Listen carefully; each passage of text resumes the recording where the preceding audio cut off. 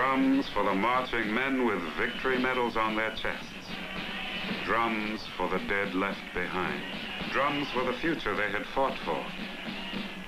Drums when the black 369th Infantry returned from the front in the year 1990.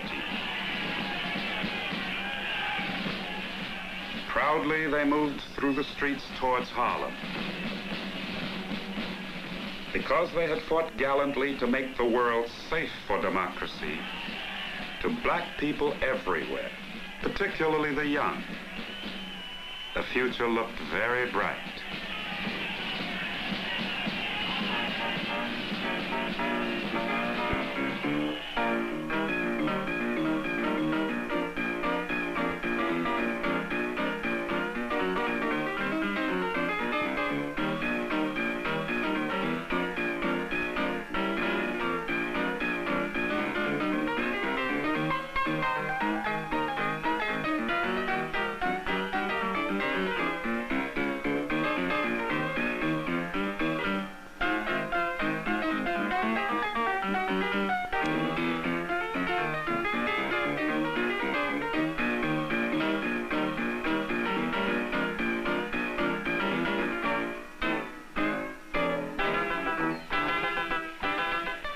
Harlem, 1920. A little more than 600 acres of land. Hundreds, thousands of black people were coming here, particularly from the rural areas of America. A few brought memories from Africa. The Indians were here first, then the Dutch took over. Then came the English, Irish, then the Jews. But then the blacks started moving in from other parts of New York City, and the whites began moving out.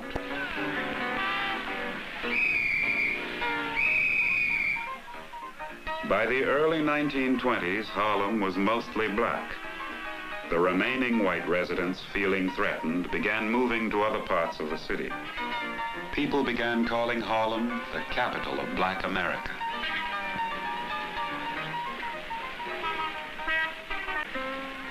During the 20s, there were roughly 200,000 black people living in Harlem. A few lived in stylish splendor on 138th Street in houses designed by Stanford White. Unable to break down the walls of discrimination that separated them from the white middle class, they formed their own exclusive clubs. Some were pace-setters of elegance and fashion in the community. We actually had a millionairess in our midst. Her name was Alelia Walker. Alelia's elegance and high fashion were the talk of the entire city. She entertained royalty, high society, and the leading figures in the black community at her Harlem townhouse, and also at her palatial mansion at Irvington-on-the-Hudson. But Alelia Walker was one in 10 million.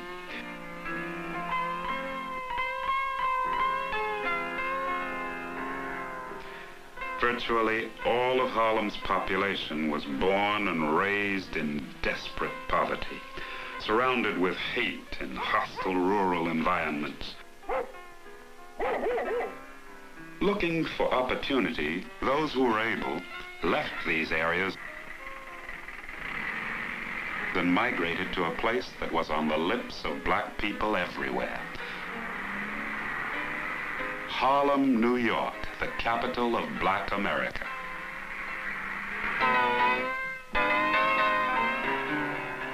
In New York, we found greater freedom than we had ever known. Even though there were places blacks could not go to eat or live,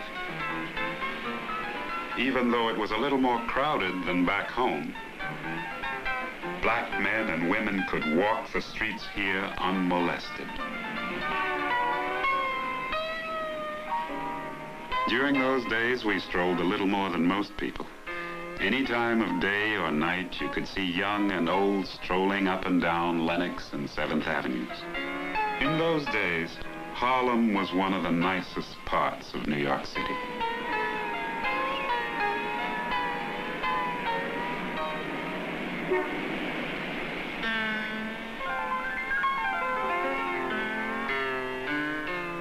The migration here was aggressively encouraged by Philip A. Payton, a black real estate man.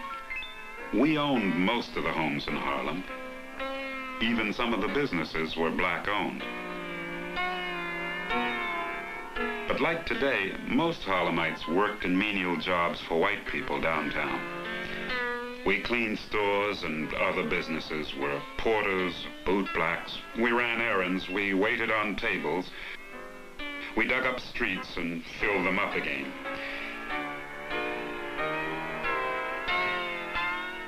It was all most of us could do to make ends meet with the prices rising all the time.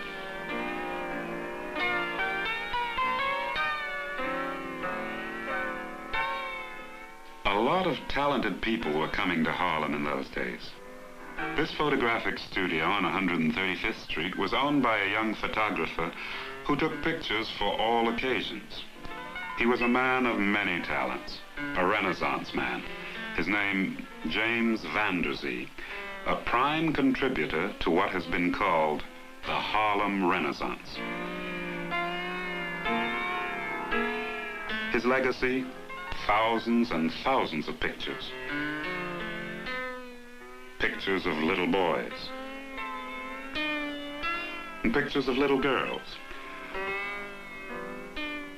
Pictures of the Sunday school of the Abyssinian Baptist Church with its minister, the Reverend Adam Clayton Powell, Sr., one of the dynamic leaders of this growing community. There sure was a lot of energy here in Harlem. Plenty of hope and plenty of pride. Take Jack Johnson, for example. Just a few years earlier, he showed everybody that given a chance, a black man could rise to the top. He was quite a man and a dandy, too. In those days, there were quite a few dandies in Harlem. Some lived way beyond their means trying to keep pace with the Roaring Twenties.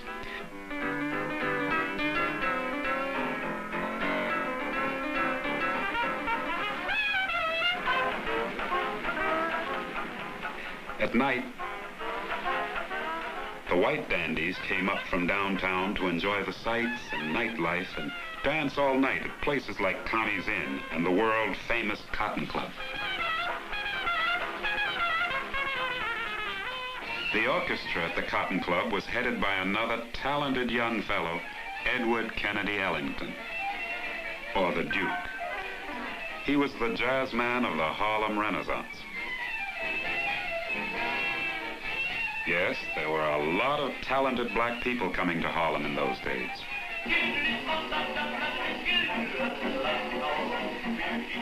Cab Calloway, quite a performer.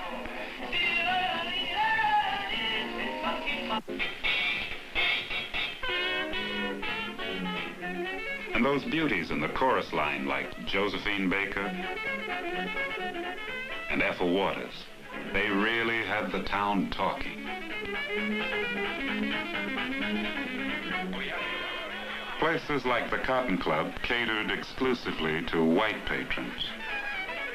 They paid a good deal of money to extract our humor from us. Because my mouth is wide with laughter and my throat is deep with song, you do not think I suffer after I have held my pain so long. Because my mouth is wide with laughter, you do not hear my inner cry. Because my feet are gay with dancing, you do not know I die. A poem by Langston Hughes, a talented young Harlemite. But white America wasn't listening. They had come to Harlem to be free, to let their hair down, to frequent a world quite different from their own. They liked one of our dances in particular. We called it the Charleston. They took it downtown, and soon it was all over the country.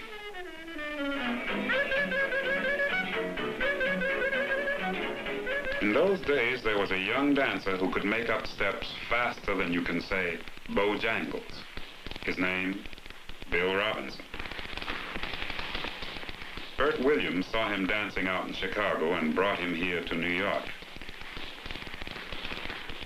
Even though Bert Williams' famous partner, George Walker, died a few years before, in 1920, Williams was still one of the greatest comedians in show business. Williams always wanted to be a serious actor on the American stage, but white Americans wanted him to keep them laughing.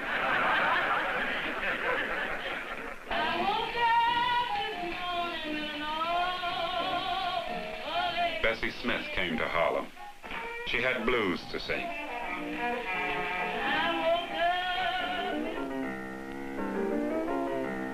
There were other songs, too. Songs written by Fats Waller and Andy Ratzak. A renaissance was in the air in Harlem. In these 2 square miles of land, there were countless community groups, symphony and popular orchestras like those of the Clef Club, cultural societies, black motion picture companies, and theater groups like the Lafayette Players.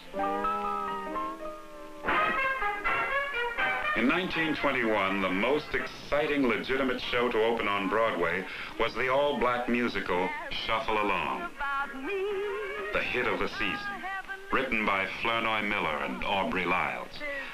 The show had a carload of hit songs by the prolific songwriting team of Noble Sissle and Eubie Blake.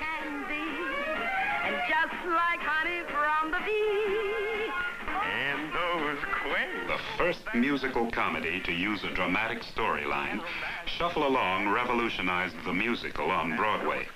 Even most musicals today are based on its pioneering format and style. It opened up opportunities for lots of newcomers.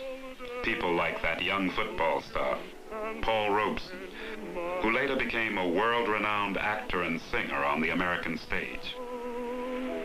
And then what did she say? What'd she say, baby? Shuffle Along had a number of stars, but the most dazzling of them all was Florence Mills. Now I've got the gypsy blues,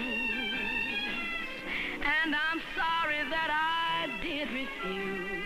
But there was another side to Florence Mills. Another side to the cast of Shuffle Along, the band of Duke Ellington, to all the talented black artists of the 20s. Another side to the happy people of Harlem. The side that looked at death, violent death, and mourned. Day dawned, and soon the mixed crowds came in view. The ghastly body swaying in the sun. The women thronged to look, but never a one showed sorrow in her eyes of steely blue. And little lads, lynchers that were to be, danced round the dreadful thing in fiendish glee. There was a lot of talk about the young poets who had come to Harlem and who were expressing what people were feeling about the lynchings in America.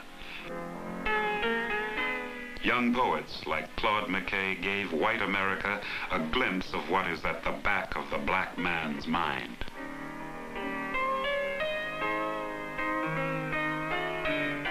If we must die, let it not be like hogs, hunted and penned in an inglorious spot, while round us bark the mad and hungry dogs, making their mock at our cursed lot. If we must die, oh, let us nobly die, so that our precious blood may not be shed in vain. Then even the monsters we defy shall be constrained to honor us though dead. O kinsmen, we must meet the common foe. Though far outnumbered, let us show us brave, and for their 1,000 blows deal one death blow. What though before us lies the open grave? Like men, we'll face the murderous, cowardly pack, pressed to the wall, dying, but fighting back.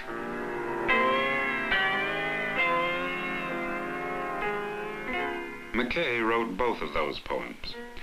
There was something different about these young poets.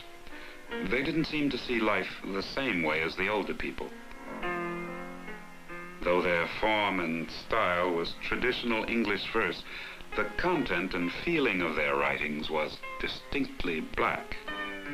The young poet Langston Hughes had come to Harlem from out west. He writes about these young people, about their thoughts and their feelings. We younger Negro artists who create now intend to express our individual dark-skinned selves without fear or shame. If white people are pleased, we are glad. If they are not, it doesn't matter. We know we are beautiful, and ugly too. The tom-tom cries, and the tom-tom laughs. These were the new Negroes. Professor Alan Locke of Howard University wrote a book about them called The New Negro. In it, Dr. Locke leaves us a rich legacy of our history, our music, our art, and literature. In The New Negro, Dr. Locke speaks of a renaissance in Harlem.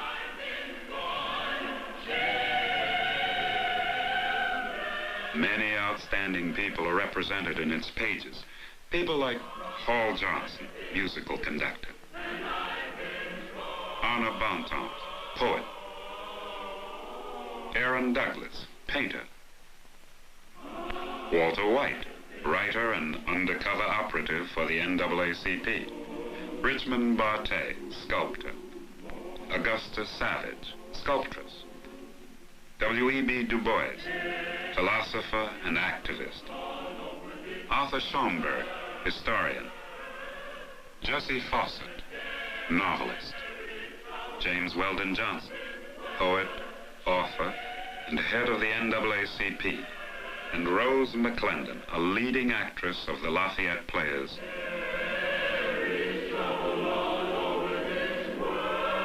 One of the most distinguished poems recorded in the book, The New Negro, is written by young Langston Hughes.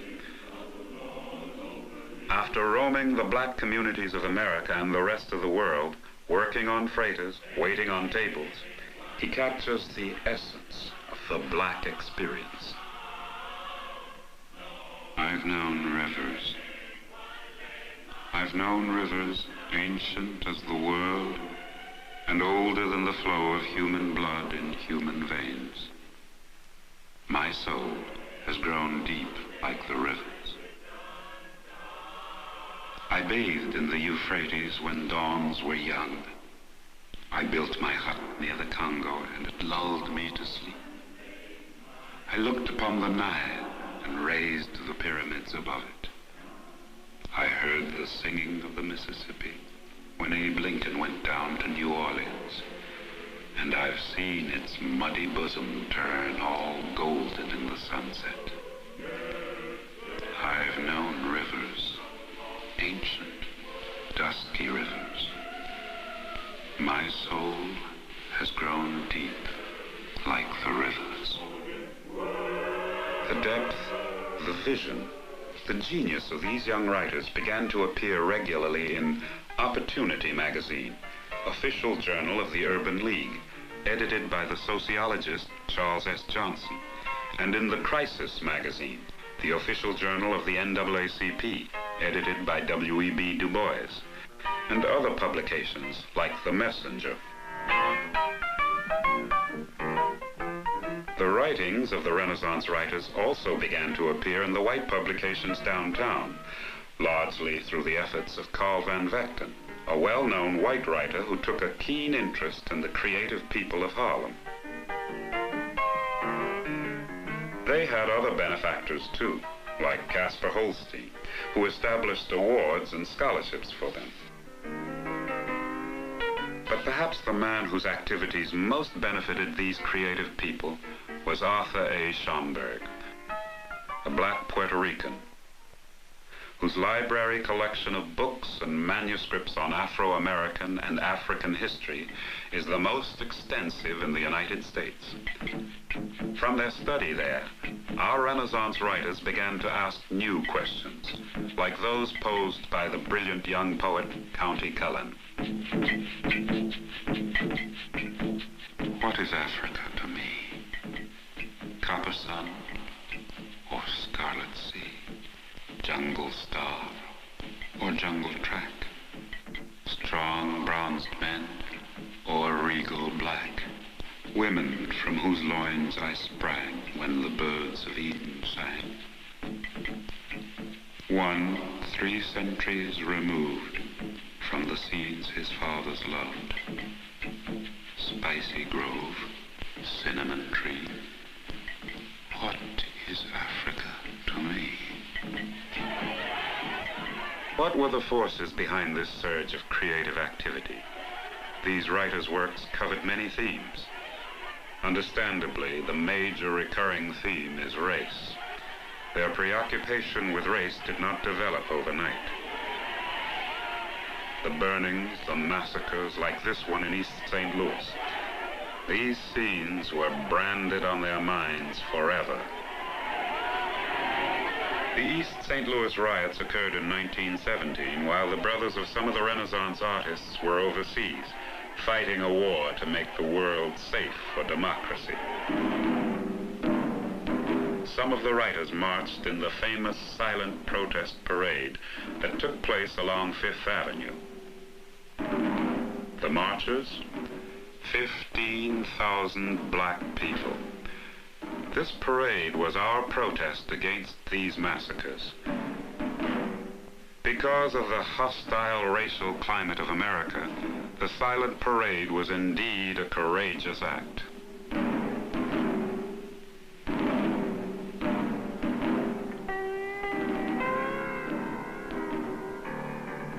At the vanguard of the parade were the 2 most revered and distinguished leaders in Afro-American life, James Weldon Johnson and W.E.B. Du Bois.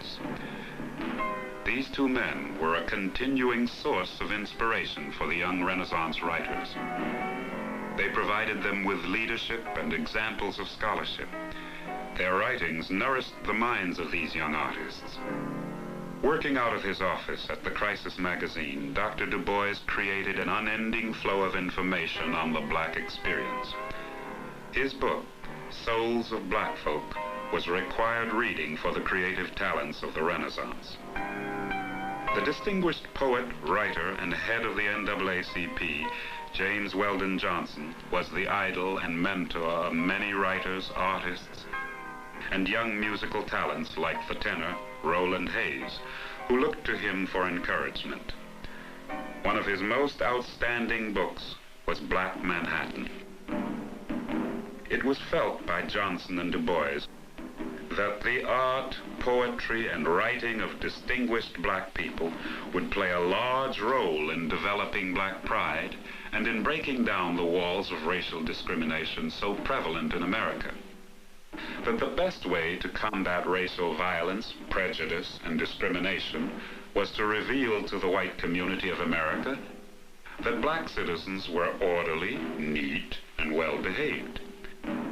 And so, in the silent parade, everyone put on their Sunday best, shined their shoes, wore their best hats, in the hope that America would alter its thinking.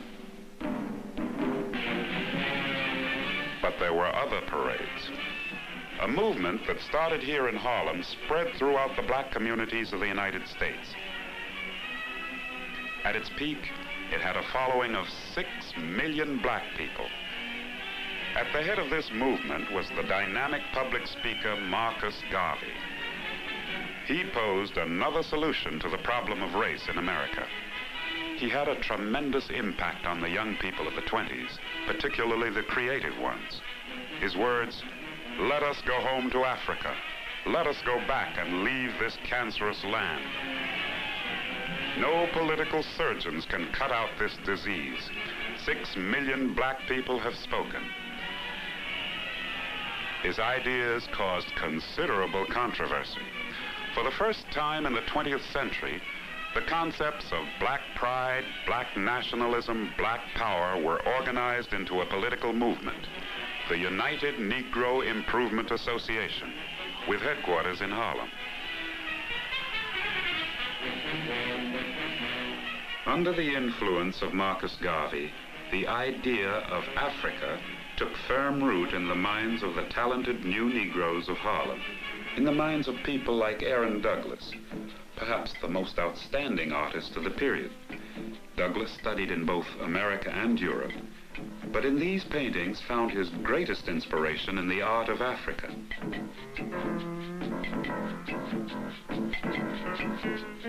More than any other artist of the period, his work symbolized the growing significance of Africa to black people. Equally important, his work reflected the spirit of the Renaissance.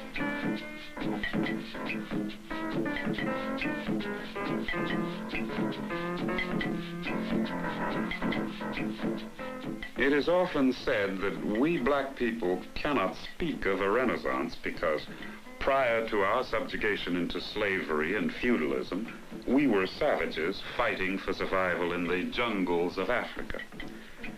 But the ancient Greeks and Romans, as well as the sages of the European Renaissance, had quite a different view of black people. Even as late as 200 years ago, Count Volney, a high official in Napoleon's government, in describing the African people, said in his noted book, The Ruins of Empires, "There a people, now forgotten, discovered while others were yet barbarians, the elements of the arts and sciences, a race of men now rejected from society for their sable skin and frizzled hair, founded on the study of the laws of nature, those civil and religious systems which still govern the universe." What were the root causes of the Renaissance? Was it the war?